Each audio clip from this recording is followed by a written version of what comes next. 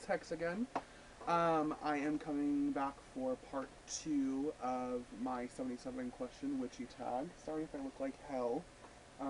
It's like super hot here and I was just doing some stuff around the house and we just got back from some shopping. I'll have a haul coming for you next for my local Botanica, so stay tuned for that. I think I only have like 17 questions left, so I'm going to try to breeze through them. I'm going to start at number 60 because I think that's where I left off. So if you see me looking at my phone, I'm just kind of reading questions. Um, Number 60, do you believe in fantasy creatures such as unicorns, gnomes, elves, fairies, etc.? Not in the sense of them being actual creatures, no. I do like think fairies or the fae or anything like that are manifestations of spiritual energy that can do certain things here in the physical world. Um, but no, I don't think they're actual creatures. 61, do I believe in ghosts and spirits? Absolutely. When I was younger, my my strongest memory was talking to my clock radio. And one night my mother heard me talking to my clock radio and came in and the clock radio was talking back to me. There was actually a spirit utilizing the clock radio to speak with me. And then in that apartment that we lived in when I was a child, we had lots of activity. So I definitely believe in spirits. 62, would I ever teach the craft? Absolutely. I like to think I do teach the craft, and I'm also always a student. I think, especially since being in Witchiversity, we're all learning from each other, and it's been quite a great opportunity, and it's brought me some great friends now that are from all over the world, that are witches of different paths and belief systems, and I think it's just such a good way to teach and to keep learning. So yes, I would love to teach the craft. Ideally, I would like to, eventually at a point in my life, open my own, like, Botanica type store where, I can also teach, new witches or people who are trying to kind of get into this, lifestyle and craft, how to utilize certain things and empower them to take control of their life.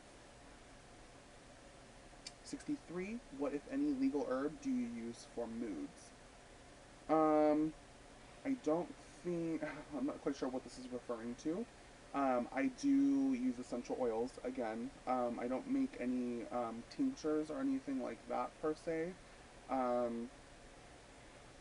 I do use essential oils though. A lot of essential oils are used for aromatherapeutic use, and they also have aromatic compounds and actual chemical compounds naturally found in the essential oil that can affect mood. So, like, for say, if I'm having lavender, or if I'm using lavender for anxiety, things like that. So I do use different ones depending on what I need it for, just in essential oil form. 64, what is the most recent spell / ritual you have done? Slight detail, please. Most recent spell is on my YouTube. I talk a little bit about it during Witchiversity's Dark Week, where we talked about Dark Witchery. That's the most recent, like, spell that I've cast. Ritual, though, was, oh gosh, last month. A friend of mine, we went up into the mountains and did a full cleansing ritual where we could just kind of reset and start from a fresh approach. Number 65, do you have a happy place you go to during meditation? I don't know if they're referring to here or actually in the physical world. In the physical world, normally I lay on my bed when I'm meditating because it helps me to completely relax. Number 66, what is my favorite witchy book? This is super, super hard question. I have tons of books. This is not even all of them. These are just my most frequently used. Some of them are packed away. I'm gonna have to say, ooh, this is hard. I'm gonna have to say Charm, Spells, and Formulas by Ray Marlborough. It's a book about hoodoo. That's probably one of the first like witchy books that I purchased that resonated really deeply with me, and that I felt really empowered to utilize the information in there on a daily basis. So I'm gonna have to go with that one. Number 67. Do you have a ritual and to get ready before a ritual or spell? If so, what is it? Um, Depends. Most of the time, I kind of get into a headspace. I turn my lights off or on depending on what I'm doing. Sometimes I'll put music on. I always light a particular incense. It's usually my cinnamon patchouli, or India Temple to kind of while I'm prepping everything, and then my incense for the actual spell or ritual. But I don't really have a specific thing that I do where I meditate and then do this, and it doesn't work for me that way, so I don't do that. Number 68. Do you always use your own spells or do you tweak others? Both. A lot of the time I'll take the idea of something and then kind of just run with it and do it my way or with what works for me. Sometimes I completely just, as I'm working on the altar, do what feels right to me. I have an idea of what I want to do, and I just start grabbing stuff out of my cabinets and seeing what I'm going to use and what feels right, and then I go from there. Number 69, do you prefer spells or rituals inside or outside? Um, because of where I live and how hot it is 90% of the year, I'm going to have to stay inside just because it can be more comfortable and I can focus on what I'm doing instead of focusing on trying not to die of heat stroke. So I'm going to have to stay inside. Number 70, if you're coming from a Christian or Catholic background, did you find the transition hard with family and the whole going to hell thing, basically leaving all you had been told was right? Um, I did come from a Christian background. My family's Christian. They believe in God, heaven, hell, the devil. Um, my family's always been really accepting of me as a person for the most part, and I mean, when I was a teenager, early on, and I had committed myself. I had stopped going to church. I committed myself to the craft. I was definitely doing it on the down low. It wasn't something like I practice now. I would have never had a setup like this previously, but once I just started committing myself to it and really delving into it, I really didn't care what they thought. And if they wanted to judge me and thought I was going to hell, so be it. Um, that's their belief system. That works for them. That's not what I believe. But now that they have seen um, that it's not a phase and that it's part of my being and who I am, I think they've really accepted it. And I think now that they've seen the results that I can achieve in empowering our life, um, they really don't think twice. I think some of the time it scares them a little bit. Um, Typical fears I think that Christians have about witches, but they also have come to rely on me a little bit for certain things as well. So I think there's a good balance of that. So for me, it wasn't really hard. I just happened to be really lucky with that.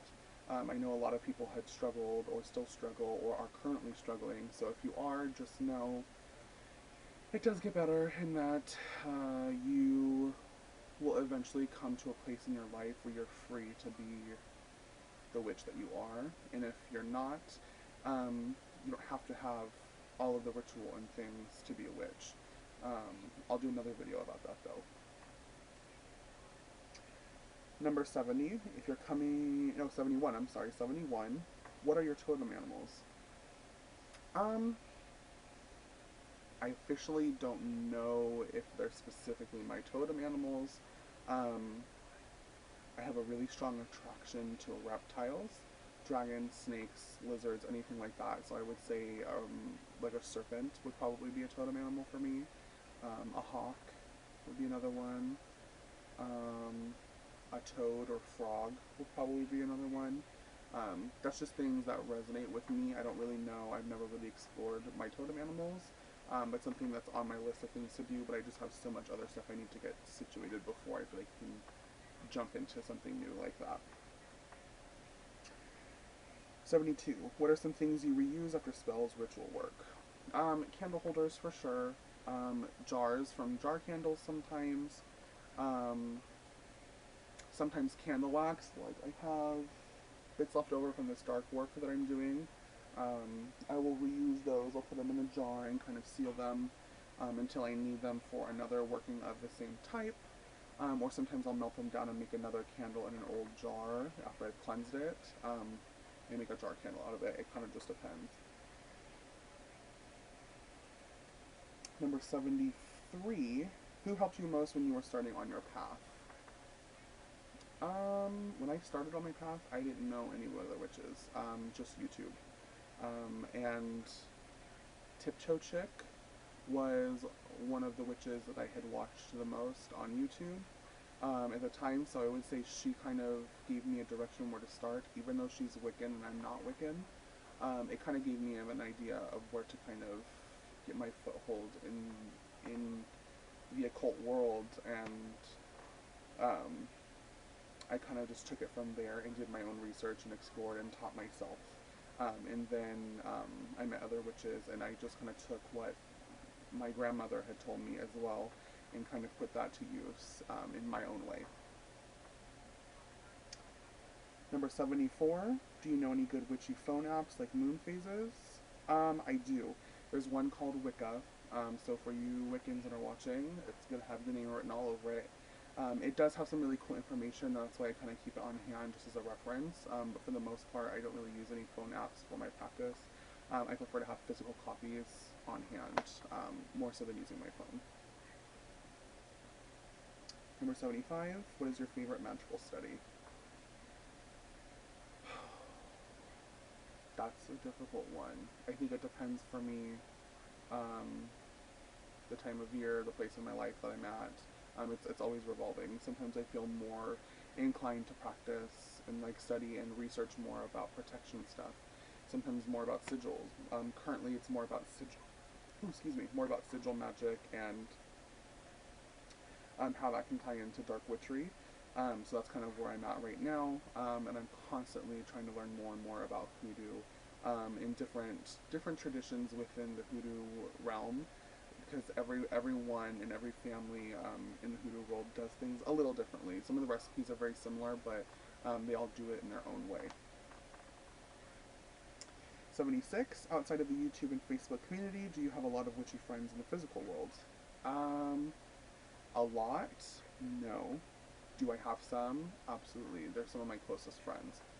So I do. I would say probably a handful, good 5 of them at least that I know of. Number 77, and our final question: do you feel that the deities we work with are a force from one higher power, and that all beliefs and religions are from the same one God or place? Yes and no. Yes, I think that all deities we work with come from the same divine source of energy. In my personal opinion, deities are creation of man. They are based on the religious aspects of the culture that they come from, and religion is something that was created by man.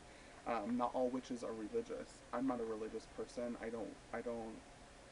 don't worship anybody or pray to anything other than nature itself, and the universal energy that I know it is spirit. That's just what I call it. Other people would disagree with that. That's okay. That's just how I see it. Doesn't mean that they're not any more real. There are different aspects, I think, of that one energy. So then maybe my answer is yes. I do believe that. So that concludes the second part of the 77 Witchy question tag. Again, if you're watching, I tag you.